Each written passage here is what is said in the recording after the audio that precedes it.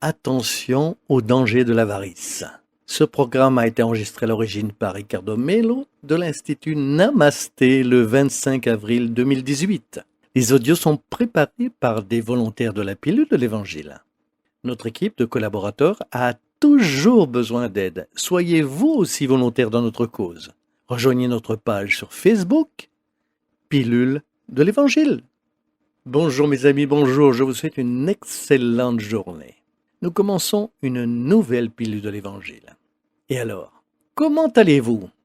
Que Dieu vous bénisse et vous inspire ce jour, que vous soyez en contact avec votre moi divin, que vous puissiez de plus en plus aimer l'humanité. Sanctifier l'humain que vous êtes, vous accepter tel que vous êtes, pour que votre part divine soit de plus en plus présente dans votre vie. Quelquefois, nous voulons le bonheur, mais nous ne nous rendons pas compte que s'éloigner de ce que nous sommes, que faire semblant d'être quelqu'un d'autre, c'est la pire manière d'y arriver.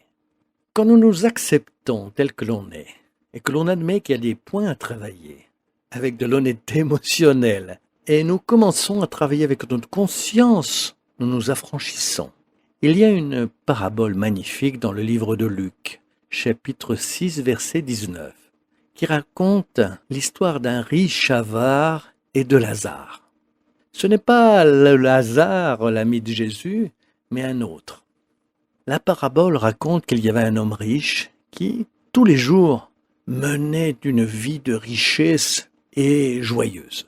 Et dehors, il y avait Lazare, un mendiant très malade.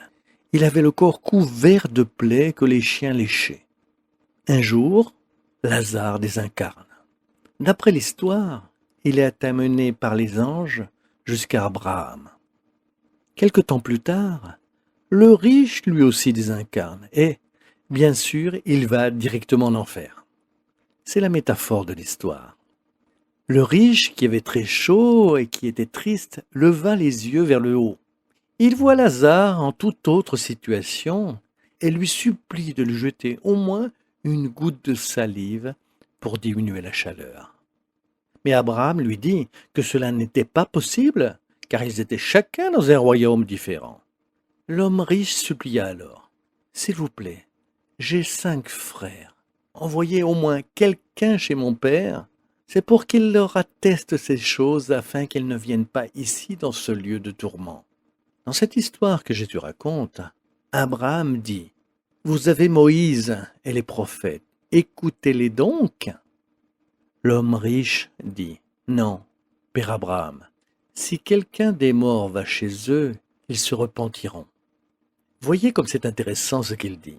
Selon Jésus, Abraham aurait dit, « S'ils n'écoutent pas Moïse et les prophètes, ils ne se seront pas laissés persuader par quelqu'un qui ressusciterait d'entre les morts. » Voyez bien, ce dialogue a beaucoup de points forts et profonds.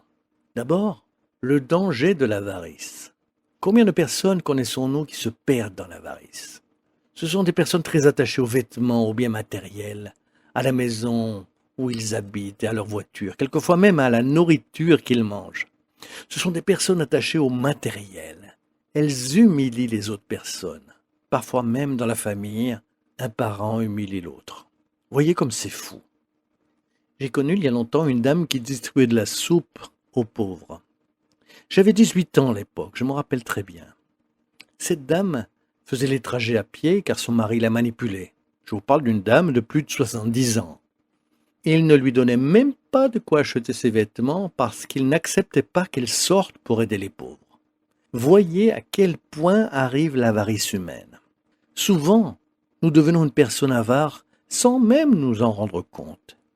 Et si c'est le cas, nous nous éloignons certainement du royaume de Dieu et finissons par confondre les choses.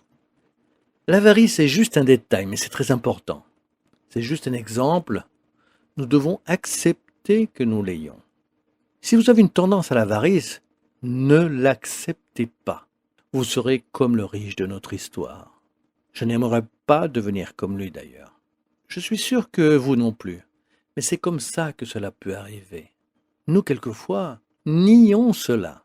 Non, je ne suis pas du tout ainsi. Mais d'autre part, nous humilions les autres.